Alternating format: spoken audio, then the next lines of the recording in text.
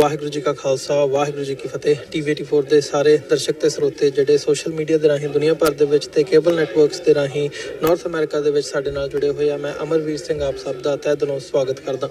Viewers, ਅੱਜ ਅਸੀਂ ਕਨੈਟੀਕਟ ਦੇ ਨਾਰਵਿਚ ਸ਼ਹਿਰ ਦੇ ਵਿੱਚ ਪਹੁੰਚੇ ਆ। ਇੱਥੇ ਅੱਜ 1984 ਦਾ ਜਿਹੜੀ ਜੈਨੋਸਾਈਡ ਸੀ ਉਸ ਨੂੰ ਮੁੱਖ ਰੱਖਦਿਆਂ ਹੋਇਆਂ 1 ਜੂਨ ਦਾ ਜਿਹੜਾ ਦਿਨ ਹੈ ਕਨੈਟੀਕਟ ਦੀ ਸਟੇਟ ਅਸੈਂਬਲੀ ਦੇ ਵੱਲੋਂ ਜਿਹੜੀ ਹੈ ਸਿੱਖ ਮੈਮੋਰੀਅਲ ਡੇ ਦੇ ਵਜੋਂ ਮਾਨਤਾ ਦਿੱਤੀ ਗਈ ਹੈ 1 ਜੂਨ ਨੂੰ, ਤੇ ਜੂਨ ਦੇ ਮਹੀਨੇ ਨੂੰ ਸਿੱਖ ਮੈਮੋਰੀਅਲ ਮੰਥ ਵਜੋਂ ਜਿਹੜਾ ਹੈ ਉਹ ਰੈਕਗਨਾਈਜ਼ ਕੀਤਾ ਗਿਆ। ਤੇ ਇਹ ਗੱਲ ਤਸਲੀਮ ਕੀਤੀ ਗਈ ਹੈ ਕਿ ਇਸ ਮਹੀਨੇ ਦੇ ਵਿੱਚ ਭਾਰਤੀ ਸਰਕਾਰ ਵੱਲੋਂ ਇੰਡੀਅਨ ਆਰਮੀ ਵੱਲੋਂ ਅਟੈਕ ਕੀਤਾ ਗਿਆ ਸੀ ਦਰਬਾਰ ਸਾਹਿਬ ਦੇ ਉੱਤੇ ਤੇ ਸਿੱਖਾਂ ਦੇ ਹੱਕ ਦੇ ਵਿੱਚ ਹਾਂ ਦਾ ਨਾਅਰਾ ਮਾਰਿਆ ਗਿਆ।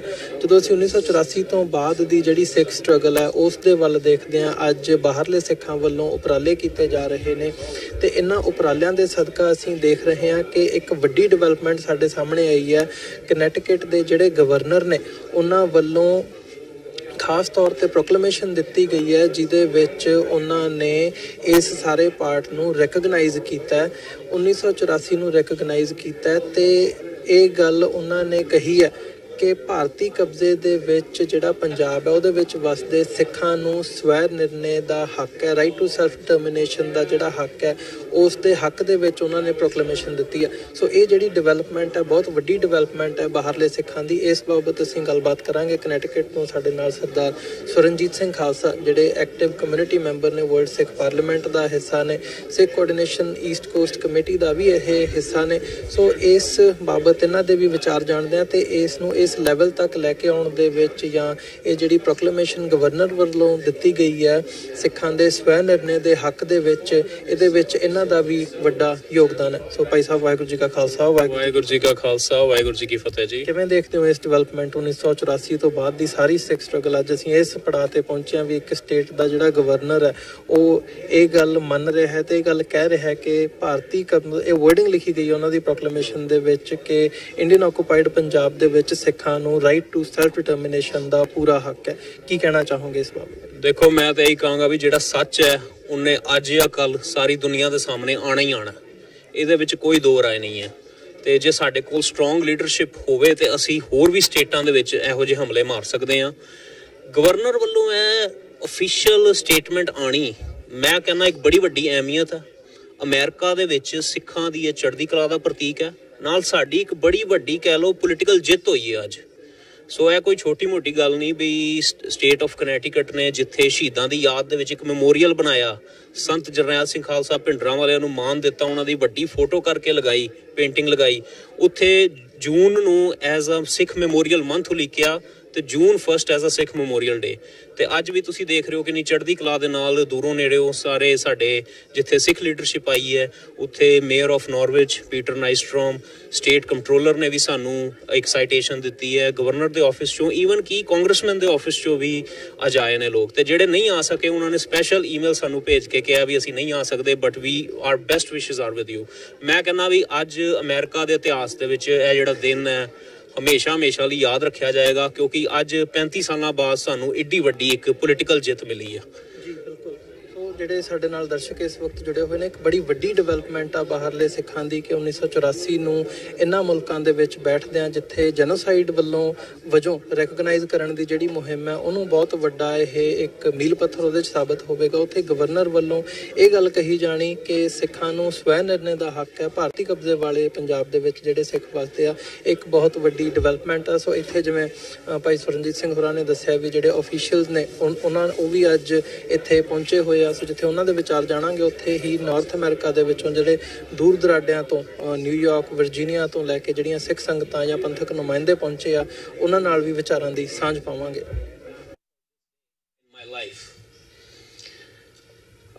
My father hold public office.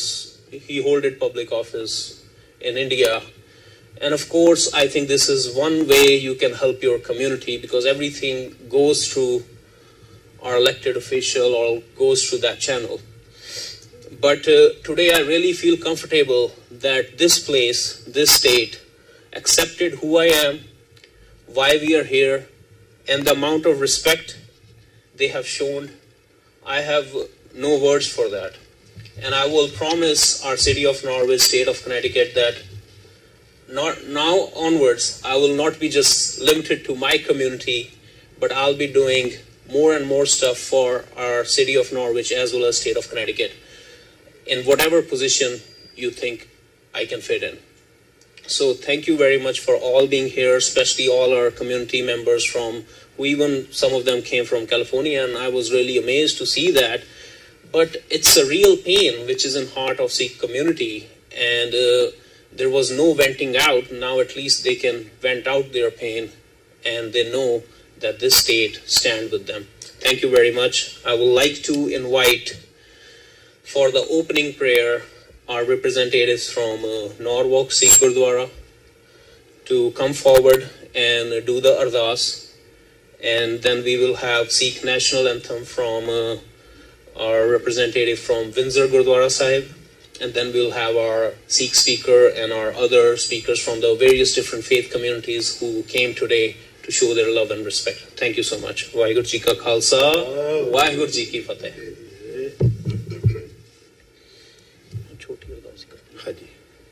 Waheguru ji ਕਾ ਖਾਲਸਾ ਵਾਹਿਗੁਰੂ ਜੀ ਕੀ ਫਤਿਹ। ਗੁਰੂ ਪਿਆਰੀ ਸਾਧ ਸੰਗਤ ਜੀਓ, ਸਾਰੇ ਕਿਰਪਾ ਕਰਕੇ ਖੜੇ ਹੋਣ ਦੀ ਸਾਵਧਾਨ ਹੋਣ ਦੀ ਕਿਰਪਾਲਤਾ ਕਰੋ ਜੀ, ਤਾਂ ਜੋ ਛੋਟੀ ਅਰਦਾਸ ਕਰਕੇ ਜੋ ਅੱਜ ਵੀਰ ਜੀ ਹੋਰਾਂ ਵੱਲੋਂ ਪ੍ਰੋਗਰਾਮ ਲਿਖਿਆ ਜਾ ਰਿਹਾ ਸ਼ੁਰੂਆਤ ਕਰੀਏ।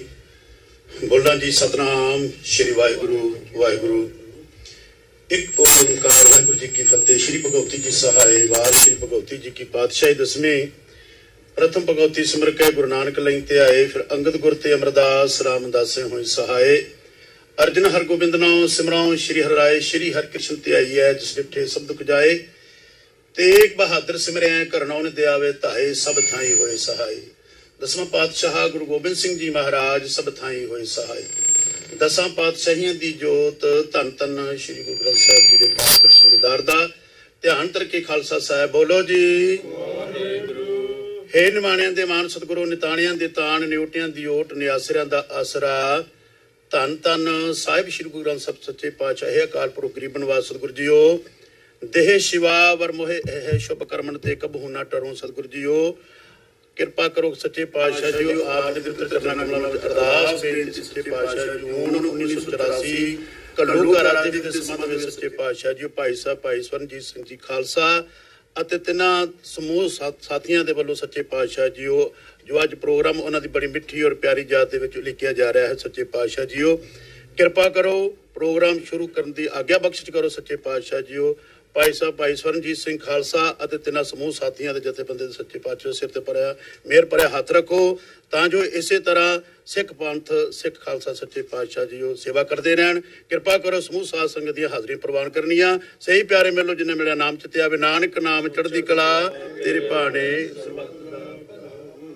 ਵਾਹਿਗੁਰੂ ਜੀ ਕਾ ਖਾਲਸਾ ਵਾਹਿਗੁਰੂ ਜੀ ਕੀ ਫਤਿਹ। ਬੋਲੇ ਸੋ ਨਿਹਾਲ। ਵਾਹਿਗੁਰੂ ਜੀ ਕਾ ਖਾਲਸਾ ਵਾਹਿਗੁਰੂ ਜੀ ਕੀ ਫਤਿਹ।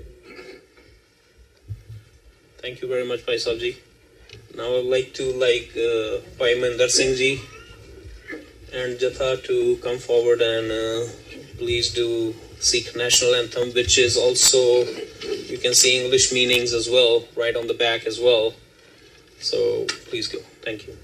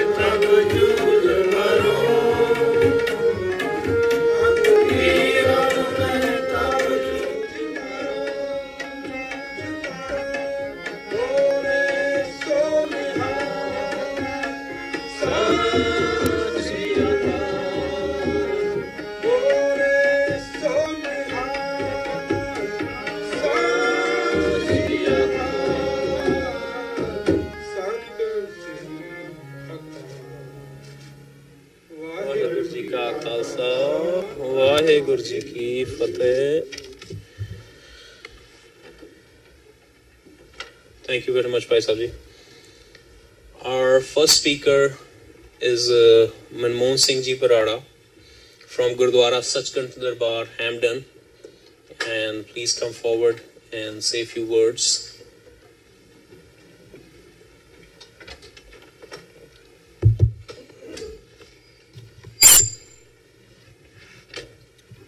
Thank you.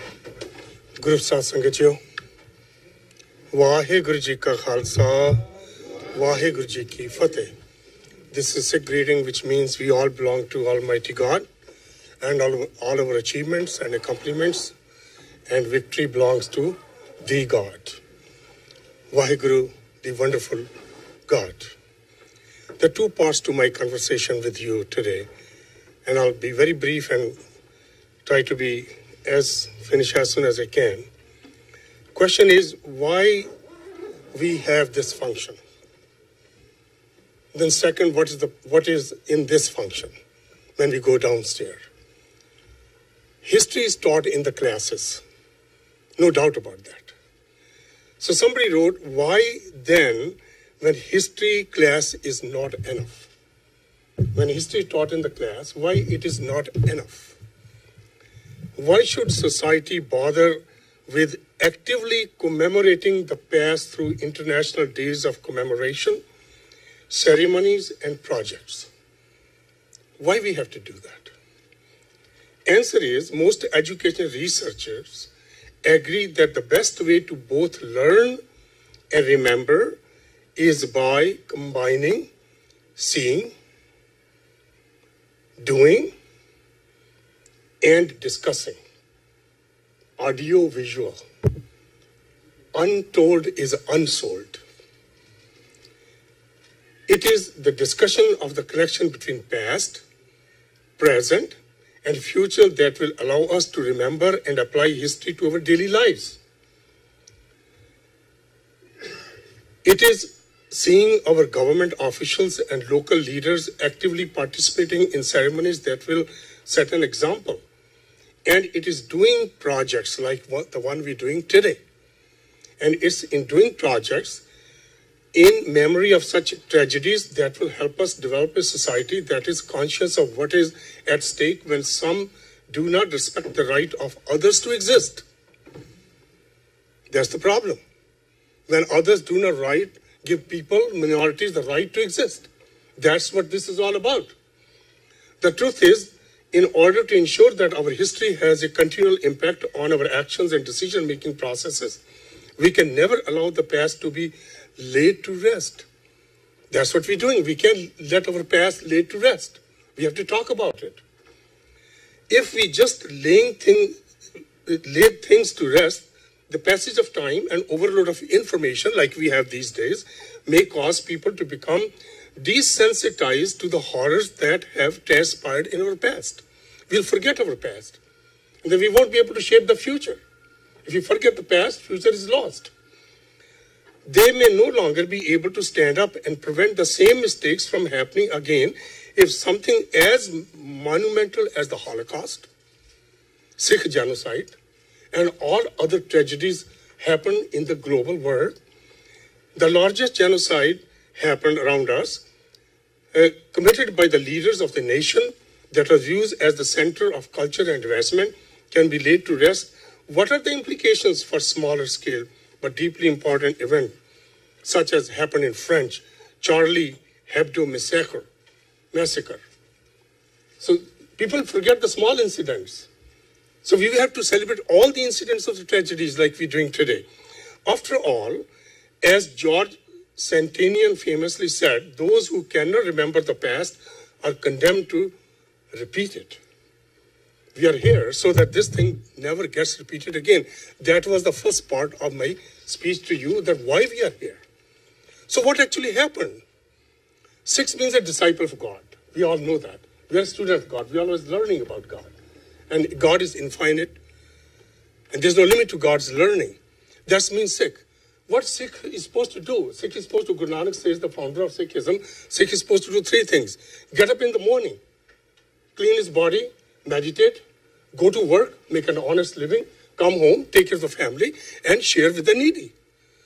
And Sikh religion is not it's a way of life. I call Sikh is a faith afterwards, but it's a way of life first. So we have to live the way of life, which Guru Nanak said to us, that those who can claim to be Sikhs, they have to live the style of life. Meditation, go to work, make honest living, come home, take care of the family, share with the needy.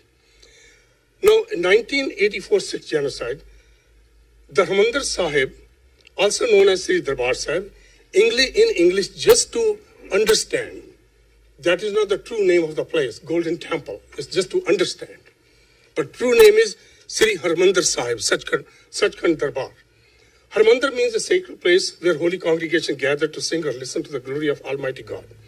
Glory of God is sung in the form of divine hymns called Gurbani, God's word. These hymns are contained in the sacred Sikh holy scripture called as Sri Guru Granth Sahib Ji, the holy scripture of Sikhs.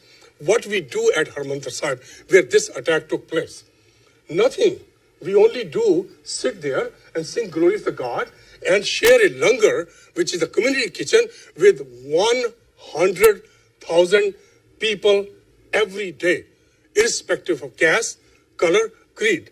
And Amritsar, where this sacred place, Sri Harmandir Sahib, is situated, no one goes hungry.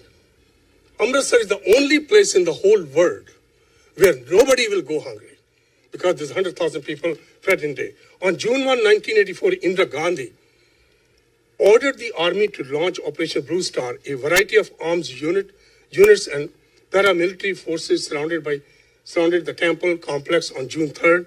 The fighting started on June 5th.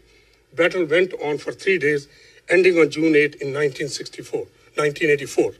That's what happened.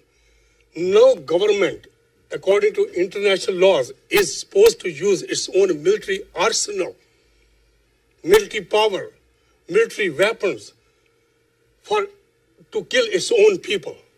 They're meant to protect borders. And she used it on their own people at the holiest shrine while they're praying. And what people were doing inside on that day. The military action in the temple complex was criticized by Sikhs worldwide, who interpreted it as an assault on the Sikh religion.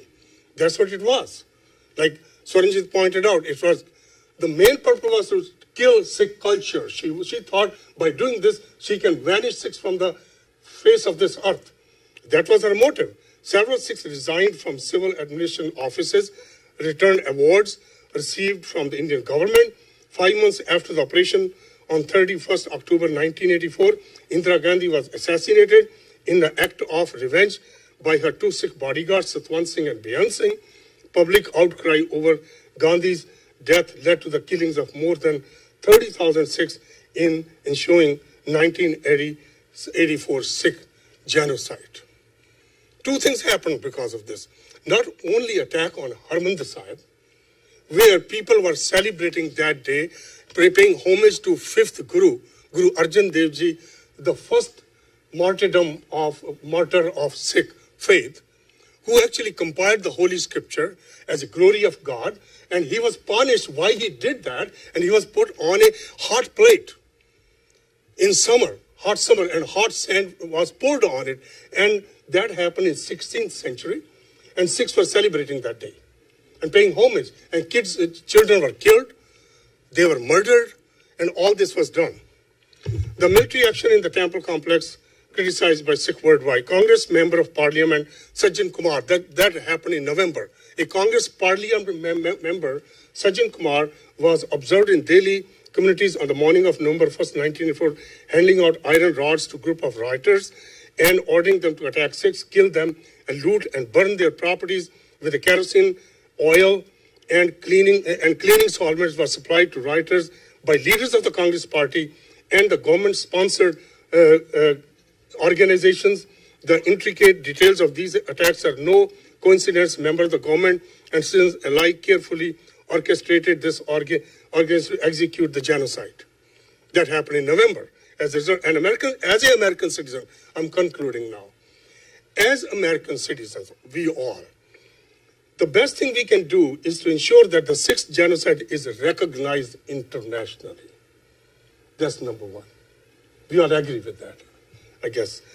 We cannot fix the past, but can shape future together. And that is the purpose of the Sikh Genocide Memory today in this library in Norwich, so that other minorities in the global world does not have to face what Sikhs faced and are facing in India and in their own homeland, Punjab. Thank you very much. Thanks for listening. God bless. Vaheguru Ji Ka Khalsa. Vaheguru Ji Ki Fateh. Now our next keynote speaker is Dr. Amarjit Singh Ji from Khalistan Affairs Center, Washington, D.C. Please come forward, and we really respect the fact that you came all the way here on this occasion. Thank you. Vaheguru Ji Ka Khalsa, Vaheguru Ji Ki Fateh. Brothers and sisters, we are really thankful to the officials of this city, this state, that 35 years after what we went through, not only in Darbar Sahib Amritsar, which is the sanctorum of the Sikhs, but in 37 other Sikh historical shrines. And to put the record straight, that in the first week of June, as today is June 1st, our homeland, state of Punjab, which is a small state with 50,300 square kilometer territory, that was cut off from the rest of the world. All the foreign correspondents were thrown out of the city of Amritsar. Walking or even using bike was forbidden. And the whole of Punjab, after being cut off from the rest of the world, over 200,000 Indian army marched into Punjab with the artillery, with the tanks, and all the latest war equipment. And what happened in the first week of June? If today in the modern world we may say that what the so-called largest democracy on this planet, India, to an average American or Western, when we say India, they think it as a land of Gandhi, they think it as a land of peace, land of yoga, mysticism. But what Sikhs went through there, and even today when we are talking 35 years later, you must have seen in the news Narendra Modi, BJP government, which organization RSS came into being in 1920s when Nazi party was at the budding state. And the founder of RSS, Golwalkar, and the slogan of RSS today is Hindu, Hindi, Hindustan.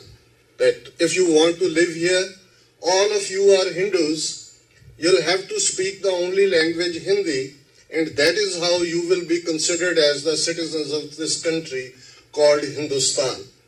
And this is the same slogan. When I uttered these words, you can push one nation, one leader, one race.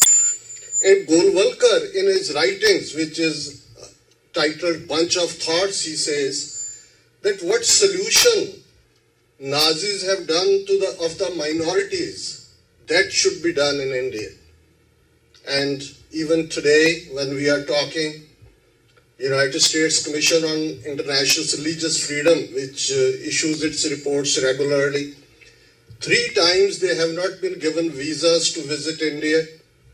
What happened to Christians in the state of Odisha, if I may remind, that in the year 1998, one doctor of Australian origin, Dr. Stan Gran, who worked with the leprosy patients in the state of Odisha along with his wife, he was burnt alive along with his 2 sons, 9 and 11 years old sons, in a van.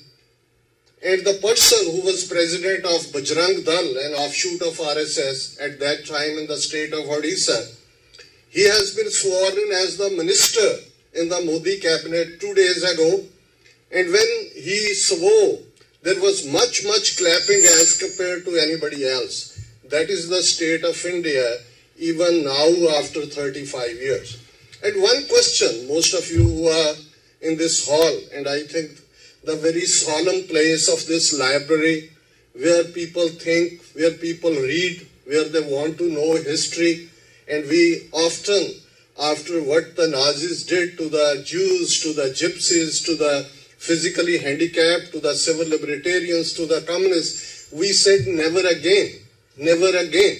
But what has happened in the past 70 years, and not only in the name of fascism, and never forget that even Germany at that time was Socialist Republic of Germany. Hitler didn't take over through the military coup. He was democratically elected, as was Indira Gandhi, and today as is Narendra Modi. And what this tiny, tiny minority in India, Sikh nation, when we say 30 million, 5 million are today in diaspora, what they went through. And a brief looking at that, and let me quote firstly Dr. Gregg. He is the one who firstly in 1995 gave to the State Department his report, which is today considered as credible by United Nations and other international bodies, that what is genocide. And he gave 8 stages of genocide, 8 steps. And the first is classification, then is symbolization, then is dehumanization, then is organization, then is polarization, then is preparation, then is extermination, and final is denial. I won't go into the details of it. And when we look at these 8 stages, and when we say what happened to Sikhs in June 1984, in November 1984, is genocide, even immediately after when Britishers in the post-Second World War, they were so much under debt that they couldn't hold their colonies and they had to leave the subcontinent. There were 3 main communities, those who were contenders in the negotiations for transfer of power. Majority Hindus under the leadership of Mahatma Gandhi, Jawaharlal Nehru Congress, Indian National Congress. Muslims in the subcontinent under the leadership of Muslim League, Quaid-e-Azam Muhammad Ali Jinnah, and the Sikhs under the leadership of Akali leaders Tara Singh, Baldev Singh. They were discussing that when the power will be transferred, what kind of arrangement it should be there. There were 570 different princes and Maharajas. 1/3 of India was under them, that was given to them. The Sikh leadership at that time, they decided, they were, as some of you might be knowing the history of the subcontinent, that how Sikhs as the third force emerged in the subcontinent. The founder of Sikhism, Guru Nanak, was born in 1469, and this year is the 550th anniversary year of Guru Nanak Sahib's birth as well.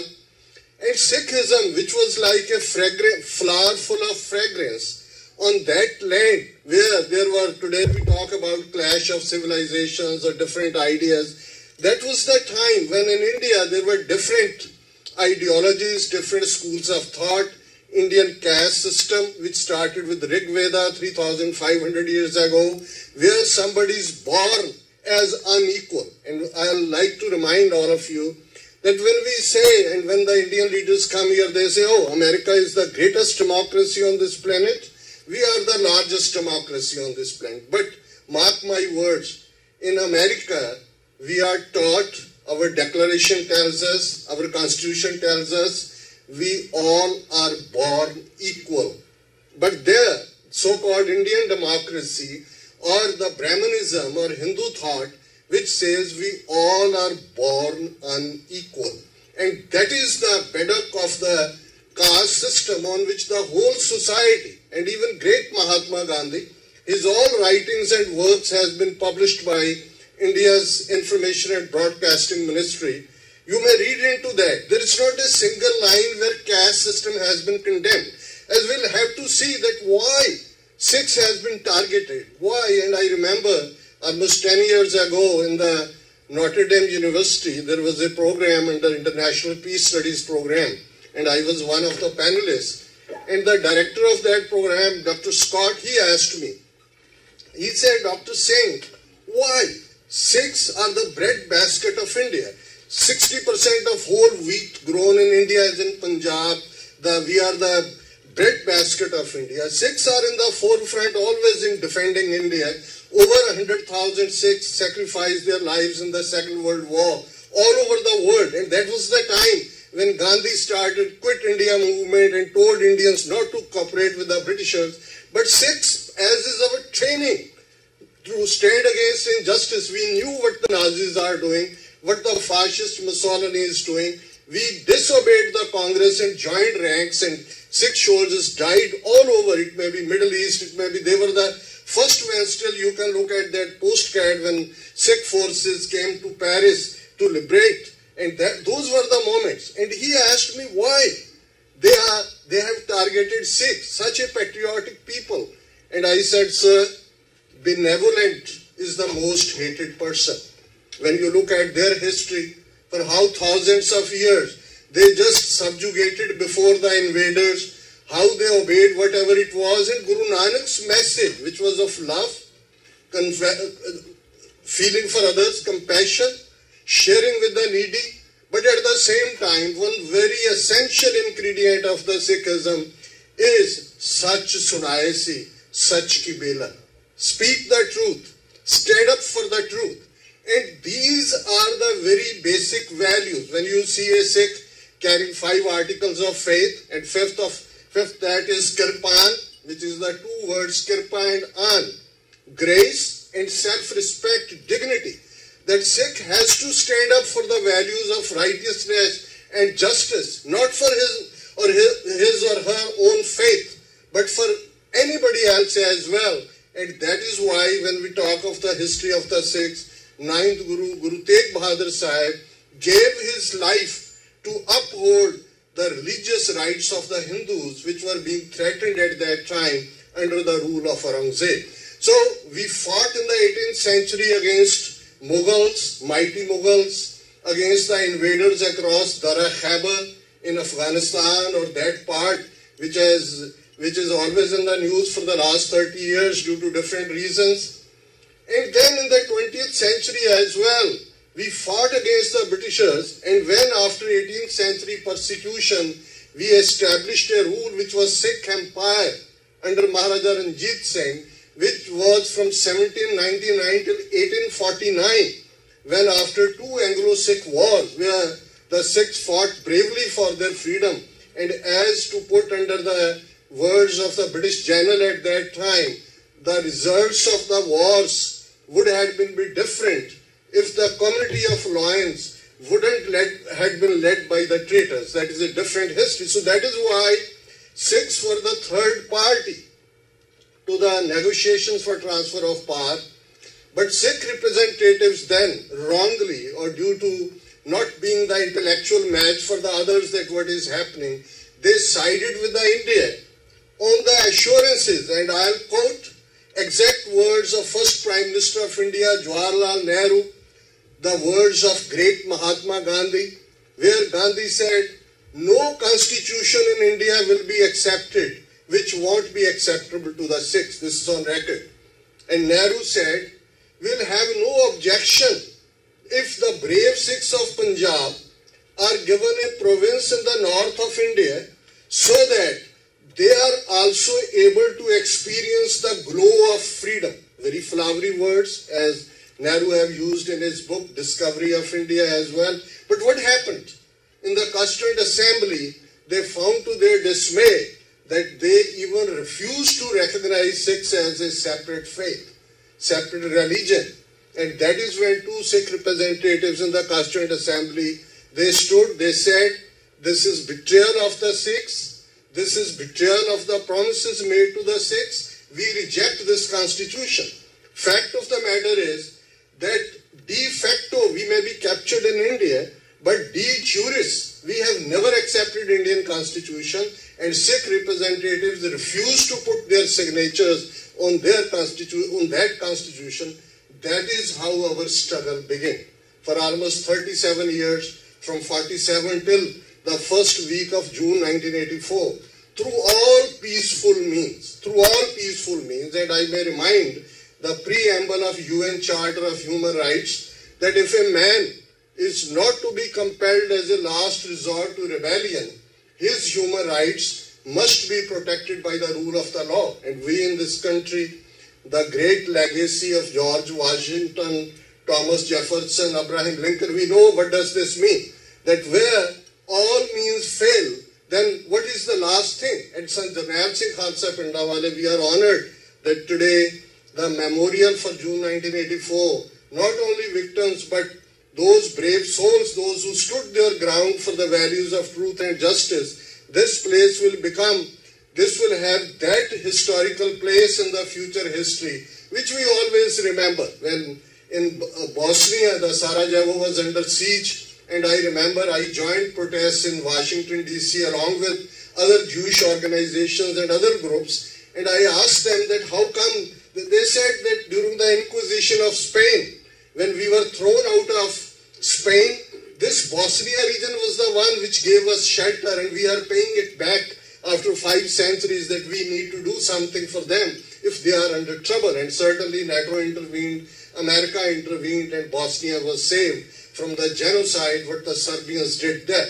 So I think we will always remember state of Connecticut, city of Norwich, and all you, the honorable people, honorable our guests in this room, those who have stood by us while on one hand, Indian government's full-scale propaganda of blaming Sikhs as the terrorists, as Sikhs were holding those golden temple under the militants, there were ammunition was there, all things were there, and we went with the prayers on our lips just to liberate it. But the fact of the matter is, they destroyed our sanctum sanctorum, they killed thousands of innocent people, and that was the day of June 3rd, which was the martyrdom day. This is like, as it's the holy month of Ramzan, if thousands of Muslims are gathered in Makkah to pray in the evening for iftar and somebody attacks, if on the Passover where Jews are remembering that history of thousands of years, that how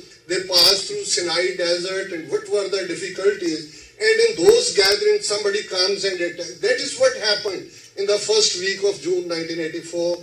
That was a holiday, and the martyrdom day of 5th Guru Arjan Sahib, who was martyred way back in 1606, and thousands of Sikhs were there in Golden Temple. They used tanks, they used artillery.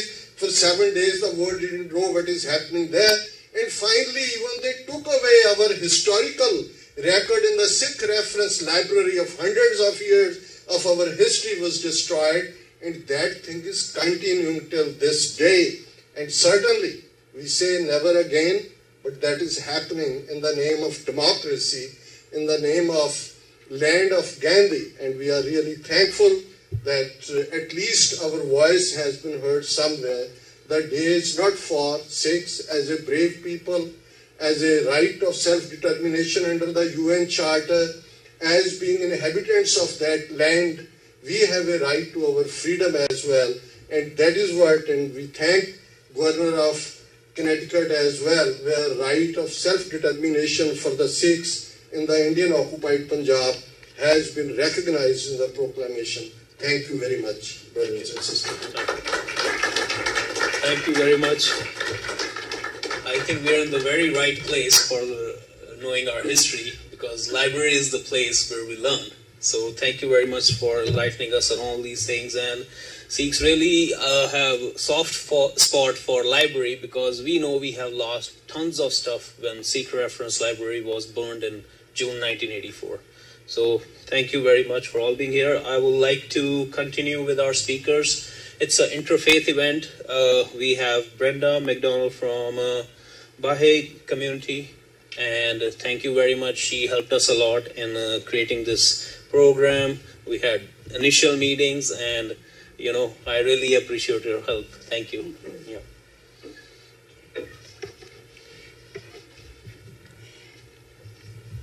So Kendrick Meek said, we can make a difference. We can save lives. We can stop genocide. And as I thought about that, I thought one way we can stop genocide is to learn about each other, about our cultures, about our faiths. I have 2 readings I'm going to do. The first is from the Sikh writings. God is the perfect, all-powerful cause of causes. He is the giver of gifts. He gives hope to the hopeless. He is the source of all riches. Nanak meditates in remembrance on the treasure of virtue, We are all beggars, begging at his door. The most difficult place becomes easy, and the worst pain turns into pleasure. Evil words, differences, and doubts are obliterated, and even faithless cynics and malicious gossips become good people. They become steady and stable, whether happy or sad. Their fears are taken away, and they are fearless. And from the Baha'i writings, beware lest ye harm any soul or make any heart to sorrow, lest ye wound any man with your words, be he known to you or a stranger, be he friend or foe. Pray ye for all, ask ye that all be blessed, all be forgiven. Beware, beware, lest any of you seek vengeance, even against one who is thirsting for your blood. Beware, beware, lest ye offend the feelings of another, even though he be an evildoer, and he wish you ill. Look not upon the creatures, turn ye to the Creator. See ye not the never-yielding people, see ye but the Lord of hosts. Gaze ye not down upon the dust, gaze upward at the shining sun, which have caused every patch of darksome earth to glow with light. Thank you. Thank you very much.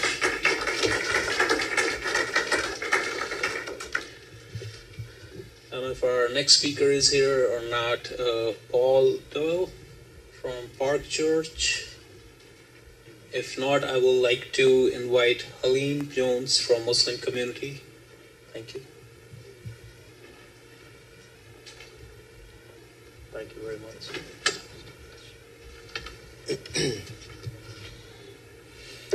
Bismillah ar-Rahman ar-Rahim.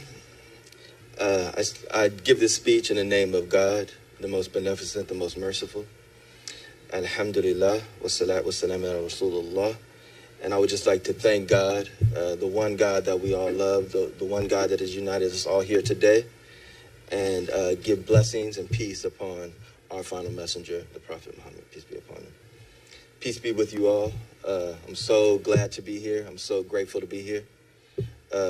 My name is Abdul Halim Jones. I'm a member of the Muslim community of Norwich.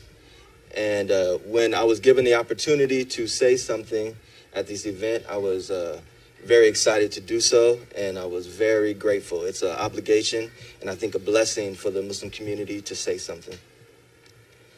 The Sikhs and the Muslims, we have a very close history, very close connection.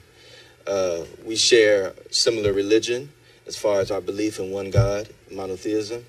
And even in our dress and our attire, we favor each other to the point to where, unfortunately, some people cannot distinguish us from one another, and Sikhs have become victims of some horrible attacks in the attempt to take revenge on Muslims. I regret this very much.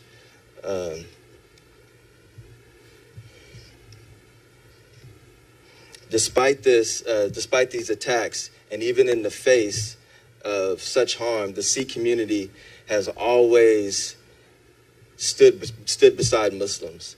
And when I've asked Sikhs why they continue, even in the face of such attacks and such harm, to stand beside us, they always say it's not right.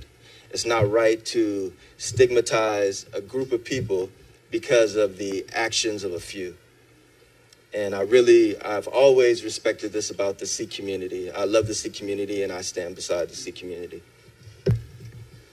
I think such a sentiment and such a statement on behalf of the Sikhs, it reflects a community that understands the dangers of stigmatization when you stigmatize a people because of the few. I think the Sikh community knows that stigmatization at this level, it can lead to great atrocities and massacres and genocides like we're recognizing today.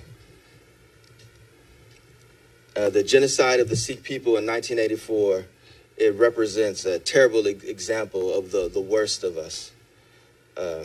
Make no mistake that this genocide, which claimed more than 10,000 innocent people, is not about riots, to the spontaneous riots of people, but about a very deliberate and premeditated effort on behalf of a body of people to rile up their base to do their dirty work. The memory of this genocide is not for the purpose of villainizing any group of people, whether they be Indians or any people or any community. I think if we look far back in all of our communities, we'll see that we all have some remnants of actions that we're not very proud of.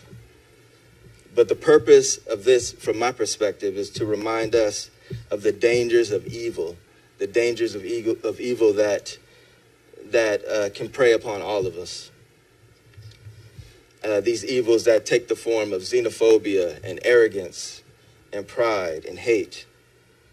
What makes these sad events of 1984 so relevant today, from my perspective, is that we still continue to see the same spirit of evil, not only in India, but even in our present-day country. I hope we see, regardless of all of our identities, whether we be Sikh, Muslim, Jewish, Christian, that we have a common enemy, and it's not each other. There is, without doubt, a force of evil in this world. If I could share with you some verses from our Holy Quran that inspired me and have inspired many people on how to deal with this evil and recognize this evil. These verses are in reference to the creation of Adam, which we believe is the father of all humanity. And we believe God said, when he initiated the creation, then we gave you each a shape, and we said to the angels, prostrate before Adam. They all prostrated except for Satan. He was not one of those who fell prostrate. God said, what prevented you from prostrating when I commanded you to do so? He said, I am better than he. You created me from fire, and you created him from teen, or clay, or soil. This is the type of arrogance, I think, that is reflective of this evil spirit that I think is at the root of such atrocities and such massacres. In our Quran, and I know the Sikhs have many wonderful verses like this also, but this is a verse that has inspired me and others. God says, human beings, we created you all from a male and a female and made you into nations and tribes so that you may know one another. Verily, the noblest of you in the sight of God is those who have taqwa, or God consciousness. Surely God is all-knowing, all-aware. I pray we stop falling for this trap. Me, from my own heart, I pray we stop falling for this trap of hating one another in the name of nationalism. And I hope we do not forget these massacres and these genocides. I pray for the people of Khalistan. I pray for the Sikh people. And I pray that this event will bring peace and justice to the people of Khalistan. And for all the people in the world who are fighting for self-determination. May God bless us all. Thank you very much. Thank you.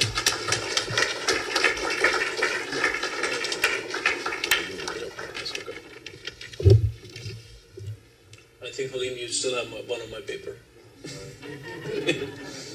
Well, thank you very much. Your words were very inspiring. They're very true. We are not here to target any kind of country or any people, but whatever happened, everybody needs to know. And we need to rectify things. Our next speaker is Edgar, also from the Muslim community. Thank you, Edgar, for coming at short notice. We always love you whenever you come and speak. Thank you. Thank you.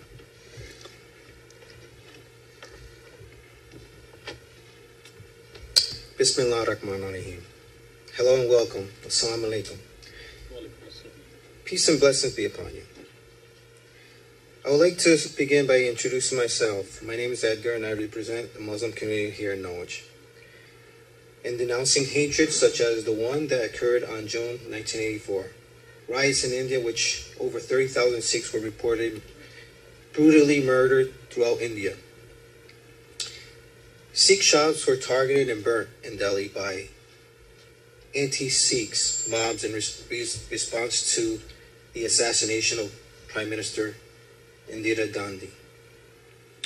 Still to this day, after reopening investigations, no one has been held accountable. This massacre should never be forgotten. Today we are living and seeing all this hate that is causing so much separation around the world. It should not matter who we are, where we come from, or religion or beliefs. We are living all together in this world, functioning the same way, the same. It is better to have love and understanding than to hate that is so hurtful. Just yesterday, after our Friday Holy Prayer, Brother Halim, Moses, and myself was outside talking while this stranger approached us with strong misconceptions, words. For example, just a few words. What he said, "You Muslims bomb and kill yourselves and people," and he kept on with slurs. So the brothers and I kept calm, trying to have a conversation that lasted over an hour. And at the end of the conversation, we all hugged and exchanged numbers. So you see, that love and understanding overcomes hate and how you react during an unexpected situation and how to diffuse the tension. These situations are a test in our daily lives to see where we stand with hate. So we should reflect on those that lost their lives in India out of hate, and we should learn and become a better and united us. Thank you. Thank you. Thank you very much. And this is our goal as well. And when Connecticut State passed the law November 1st as a Sikh Genocide Remembrance Day, one of our major arguments was that it's called riots, which was not riots because there's nothing communal. You can come to any of our Gurdwara and you will see equal amount of Hindu people from the Hindu faith helping us in the service. So it wasn't communal, so there's nothing against any community. I would like to just say that as well. Our next speaker is Bob Farewell. He's director of Otis Library, and he played one of the very important role when a city council member approached him, and he was like, "Yeah, go ahead."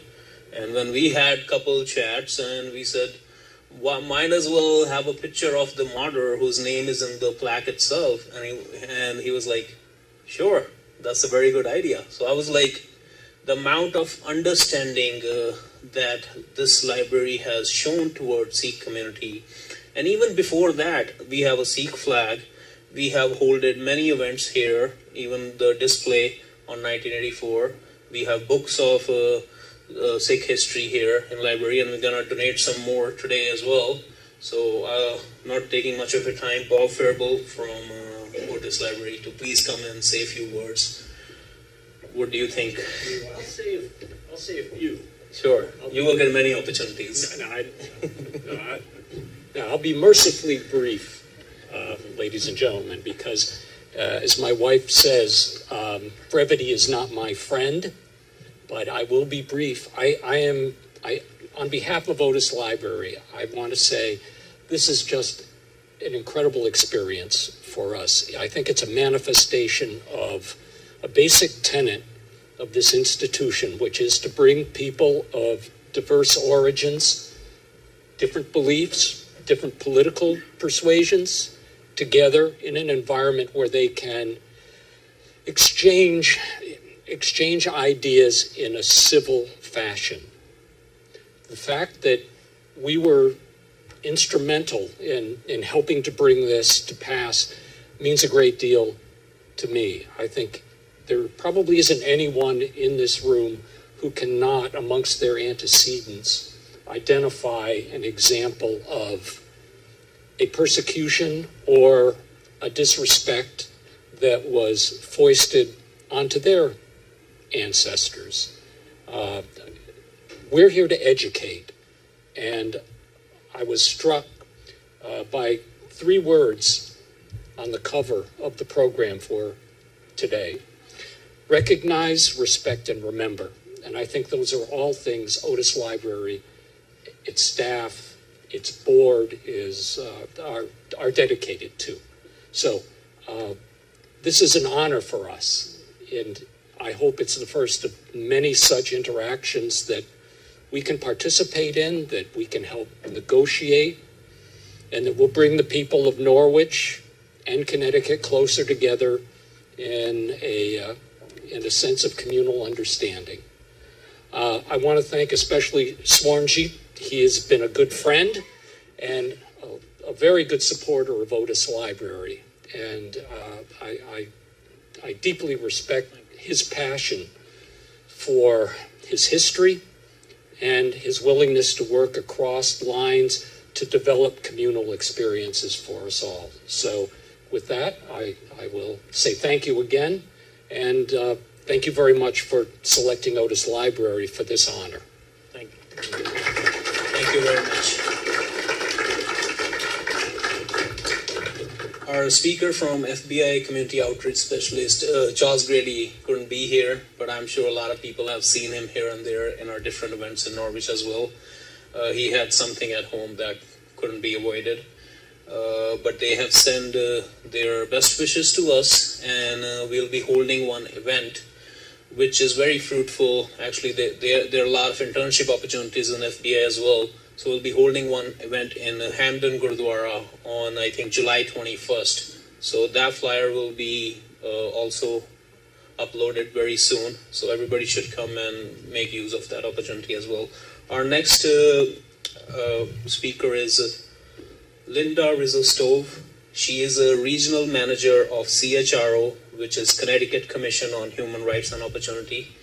And Sikh community especially had a very good relationship with CHRO. We have done a lot of community work together.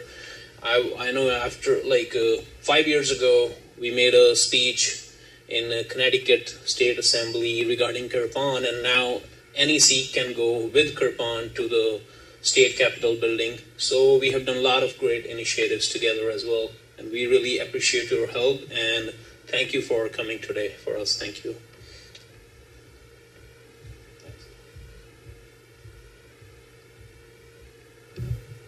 I'll also keep my remarks very brief. My name is Linda Rizzo-Stowe, and I'm Regional Manager of the Eastern Region Office of the Connecticut Commission on Human Rights and Opportunities, or CHRO for short. I was going to give you that.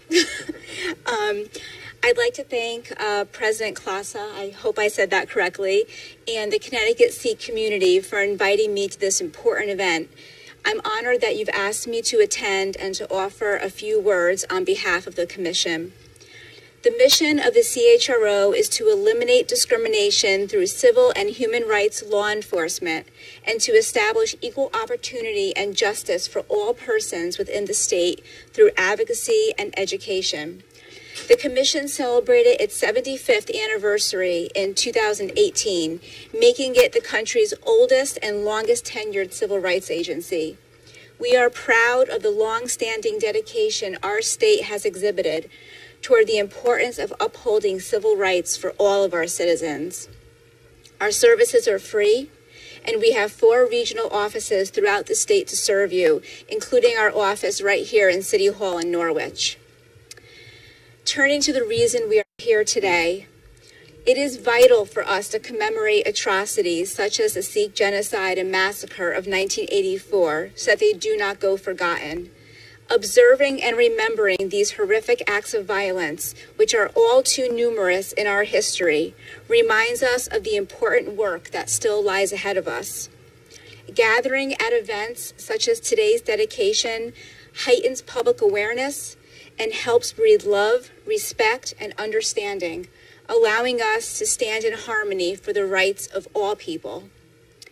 In light of recent events that have, unfortunately, highlighted the hate and prejudice that still exists in our nation, I believe that the work and mission of the CHRO is as important and relevant as ever. It is in this spirit that the Commission reaches out to our greater community and those we serve to work together as we strive to fulfill the distinguished mission with which we are charged. So again, I thank you for the opportunity to attend this memorial and to say a few words on behalf of the agency that I am so proud to serve. Thank you.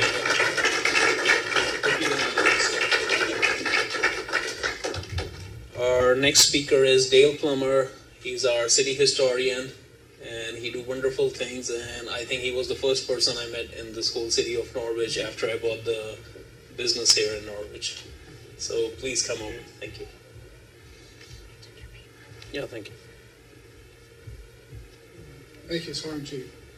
Yes, I met Swaranjeet when I stopped at his gas station in Norwich Town in preparation for doing a tour of Bean Hill, which was actually in the past a diverse community and so on. And he offered to, when we had the tour, give water to people and have some material on Sikhism. So I began my acquaintance with him, and then this was 5 years ago. We were going to place the same plaque that's going downstairs on the arch in front of City Hall, and that simply did not prove to be feasible. So he has persisted, and now 5 years later, it's coming here. So I'm very pleased with that. But one of my history professors at the University of Washington said that the great lesson of history is toleration, and I think that is what this is all about: toleration of diversity, and religion. And we in this country don't have a monopoly on toleration. In fact, we've seen attacks on our own, African Americans, on people of diverse groups, and so forth in the past. And hopefully, observances like this can help us to build a more tolerant society. Thank you. Thank you very much, Mr. Dale. You are asset to our community, and you have done a lot of projects, so you know that sometimes good projects takes more time. But we are in the right place now. Thank you. Our next speaker is actually Christine Stringfellow. I don't think so she was able to make it today. She's our new school superintendent. But now I'll be moving to recognitions and remarks. We do have our elected officials here. We have our city mayor, we have city council members, we have from the exon from the Congressman Joe Courtney office. So they all have something for us. There's a General Assembly citation as well. And then there's official remarks from the State Comptroller, which Sam Browning will be speaking. So first of all, I would like to invite Mayor of City of Norwich, Peter Nystrom, who has always supported Sikh community one way or another. And since 2010, we have very good relationship with the Mayor's office as well. So thank you so much for coming today and helping us achieving what we all are commemorating today. Thank you.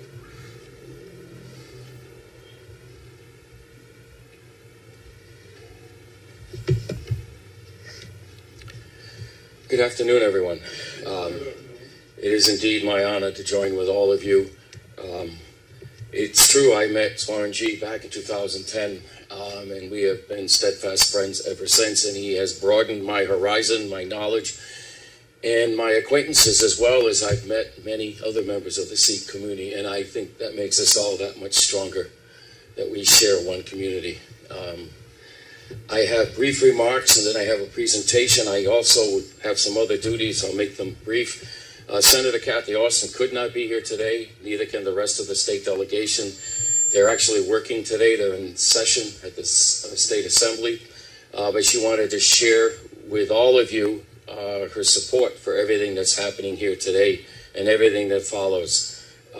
So on her behalf, I want to wish you congratulations and best wishes.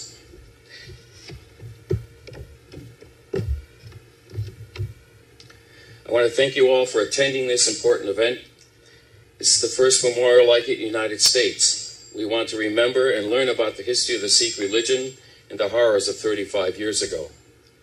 We want to stand strong with our Sikh community and welcome them to Norwich, a city that holds so much respect for them. In America, we are blessed to be granted the right to worship at whatever religion we want, wherever we want, and however we want. That is not always the case outside the United States. 35 years ago, the Sikhs were worshiping in their holy shrine, the Darbar Sahib, also known as the Golden Temple in Amritsar, Punjab, when thousands were murdered and their temple was burned. We have stood together against horrors like this in the past, and we stand with the Sikh community to help them heal and to educate ourselves and others around us. No one should have to face such horrors. No one should have to fear worshiping at their temple or church. This is our chance to enlighten ourselves and to strengthen our bonds with them and unite together against any restraint, against any faith.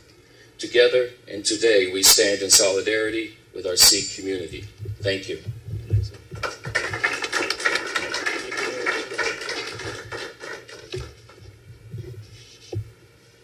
This is an official proclamation from the city of Norwich.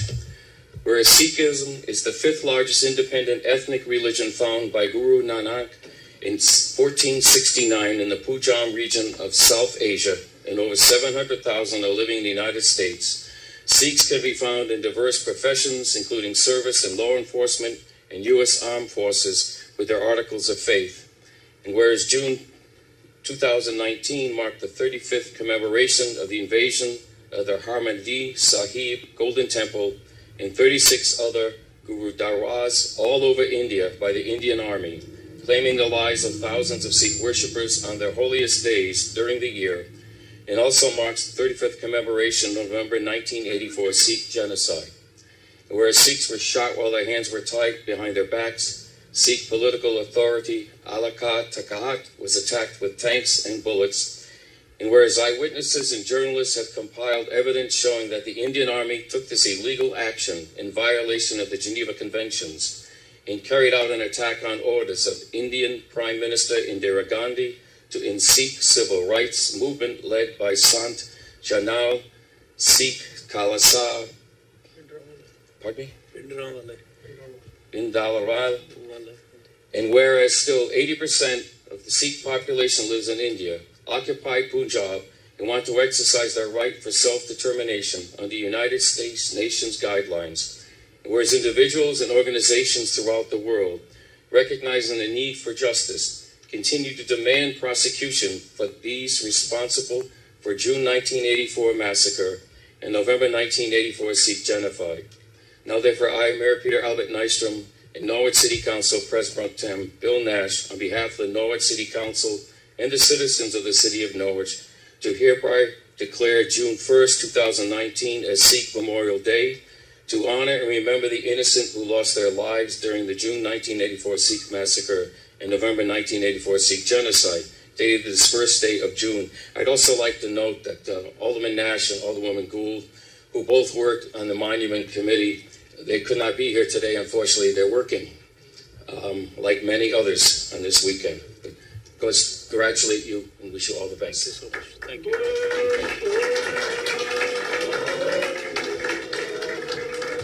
Thank you very much, Peter, for doing all the things you're doing for Sikh community. And yes, our state representative couldn't be here today. Even I got a call from Doug Dapisky, and I got email from Kevin Ryan that our best wishes are with you, but there's a lot of work needs to be done, because everything is related to budget, and now it's a lot of talking on budget today as well. So our next speaker will be City Council member Joe DeLucia, and he will be giving his remarks as well as reading the official statement on behalf of Governor of Connecticut. Thank you. Ned Lamont, thank you. I'm going to forgo the microphone. I've never been accused of speaking too softly. Good afternoon, ladies and gentlemen. I'm humbled and honored to have been asked to speak to you today.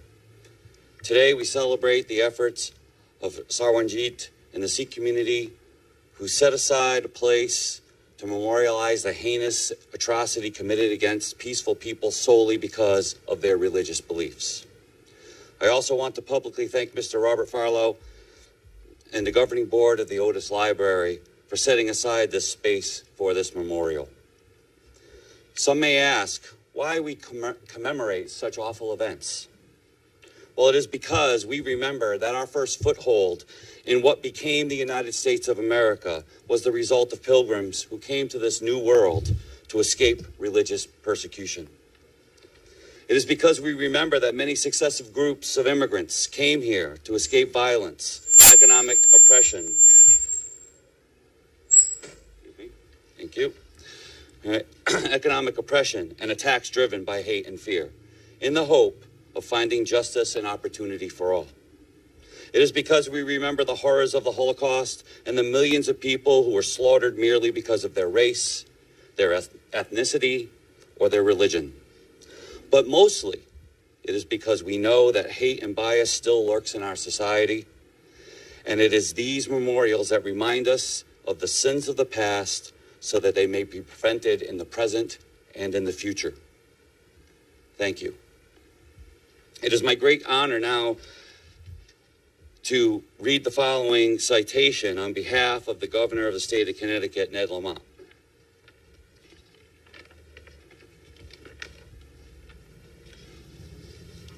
By His Excellency, Ned Lamont, Governor, an official statement.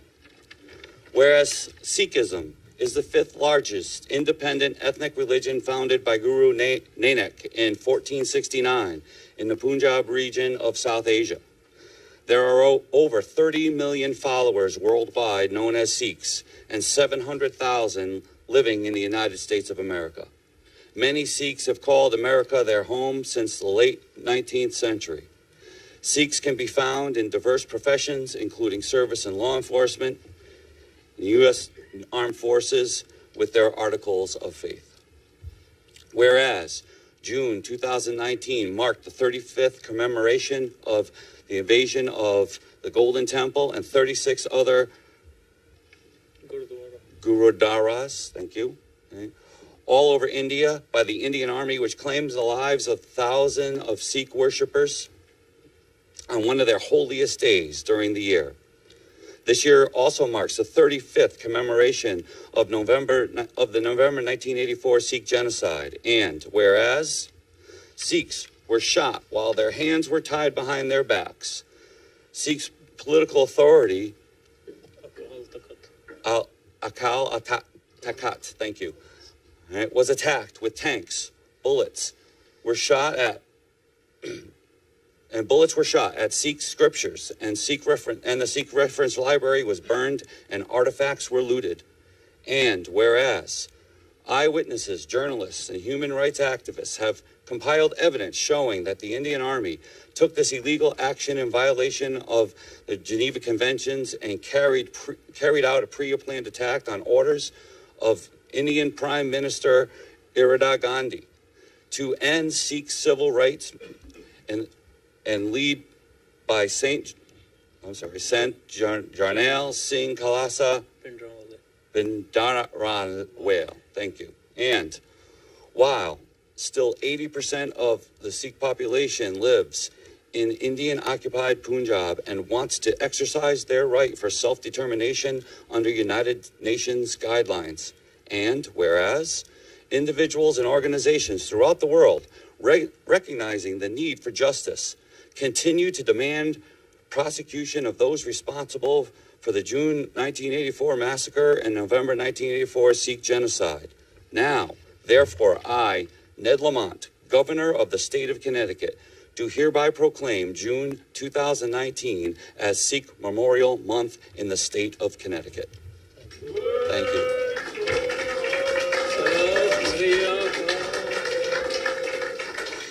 In closing, I would just like to say that Alderwoman Stephanie Burnham could not be here today because of family emergency, but she sends her congratulations and her regrets. Thank you. Thank you very much, Joe. I would like to invite Sam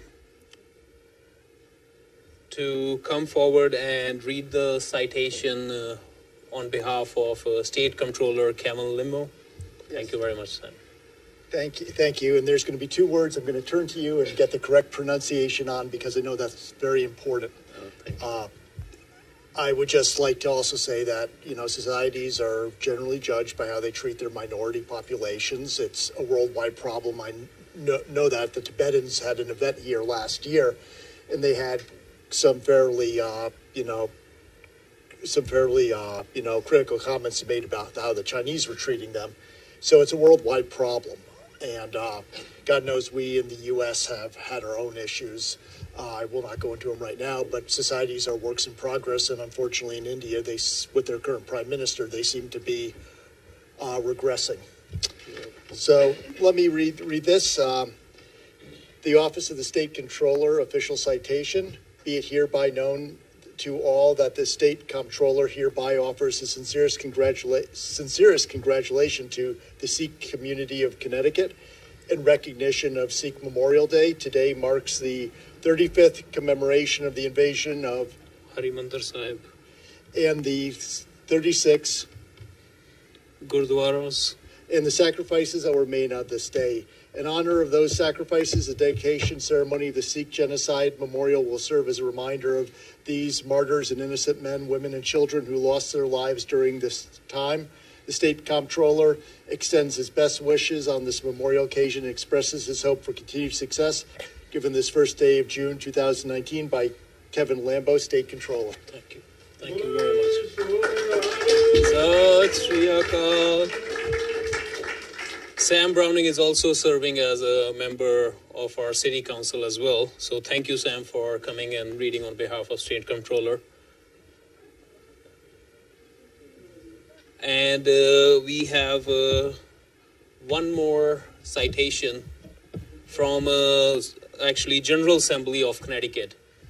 And we will like you to come and please say a few words as well. And thank you very much, Kevin, for coming here. Yeah, thank you. Thank you.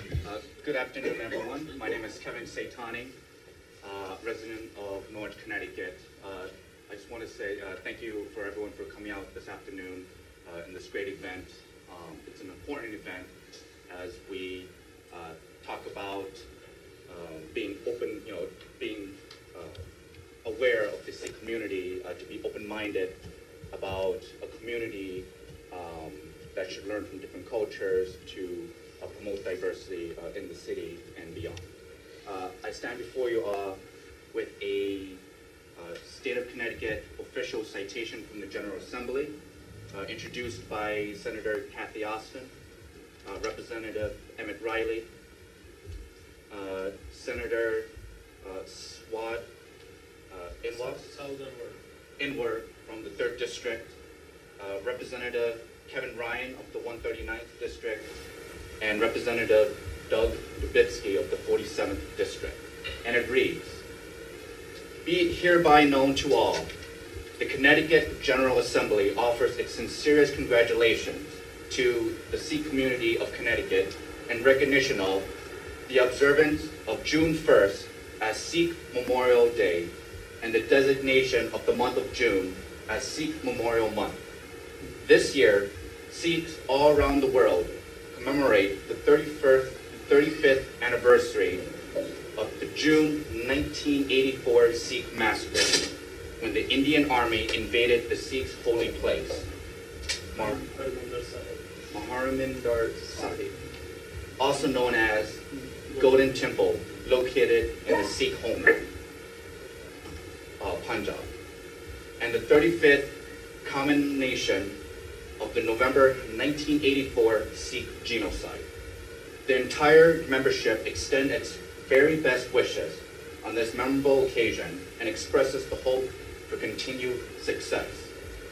Given this first day of June 2019 at the state capital of Hartford, Connecticut, by President Pro Tempore Martin Looney, Speaker of the House Joe Archwitz, and Secretary of State Denise Merrill.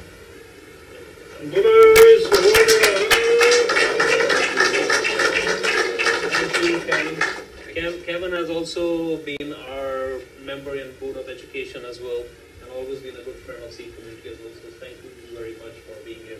Absolutely. And now I would like to invite from Congressman Joe Courtney office, Exxon Belly Dimatch. Thank you. Hello everyone, my name is Exxon. I'm coming on behalf of the office of Congressman Joe Courtney. He's remiss he couldn't be here today. He sends his best wishes. So I want to thank everyone for being here. I want to thank the Otis Library, Swearingen for putting this together. I think this is a great day. It's a happy day, but it's also a sad day. But I think it's good that we're all here to make this a day of remembrance, to not forget what happened. And I'm just going to read a citation from the Congressman. Congressman Joe Courtney presents the Sikh community of Connecticut on Sikh Memorial Day, special congressional recognition for the unveiling of the memorial at Otis Library in Norwich, Connecticut, commemorating 35 years since violence was committed against the Sikh people across India, resulting in the loss of life of thousands in the month of June 1984. Thank you. So, thank you very much. Now I would like to invite Pawan Singh from Virginia. He's a Sikh activist, for his closing remarks. And then we will have 10 minutes here, which we'll be using for book donation ceremony, as well as we would like to recognize our elected officials who came here today. But in the meantime, downstairs we'll be setting up our cameras for the live that can go in the world when we do our unveil ceremony for the memorial. So thank you very much for all sticking together here. Thank you.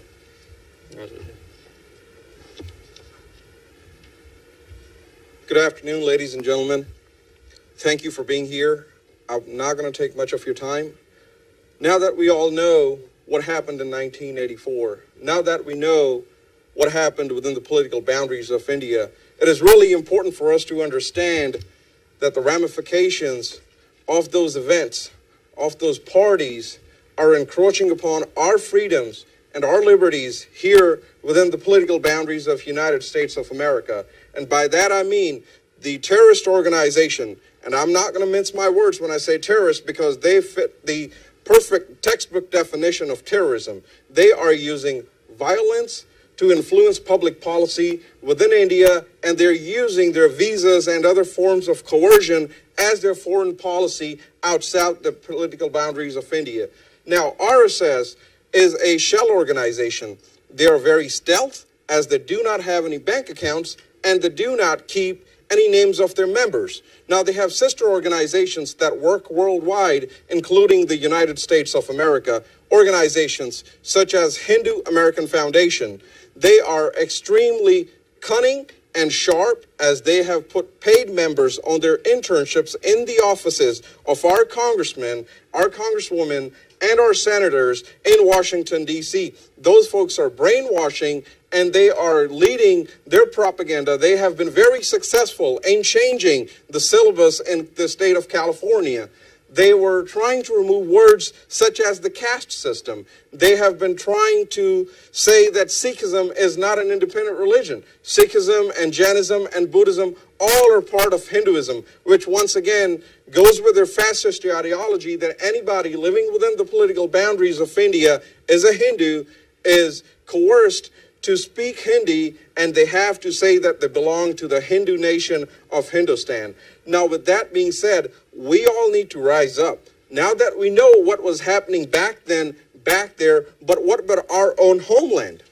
What are we going to do? We need to make sure that we are aware of such organizations, and we need to get politically active, and we need to make sure that we stamp out hatred, that we stamp out India's influence in our political system within the political structure that we have here in the United States of America, whether that's in Washington, D.C., or whether that's at the state levels or even at municipal levels. With that being said, I would like to go ahead and give the microphone, the imaginary microphone, back to Swaranjit to go ahead and lead the program. Thank you very much once again. Thank you very much. Now I would like to invite Bob Farwell and Basim Gade from Otis Library to please come forward. And I would like to also invite some of our representatives from Sikh community, Avtar Singh Pannu, Himmat Singh, Baljinder Singh, to come forward and donate the book to our Otis Library.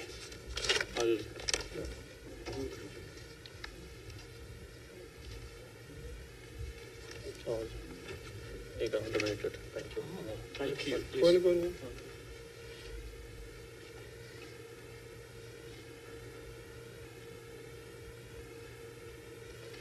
Bole so nihal. Sat Sri Akal.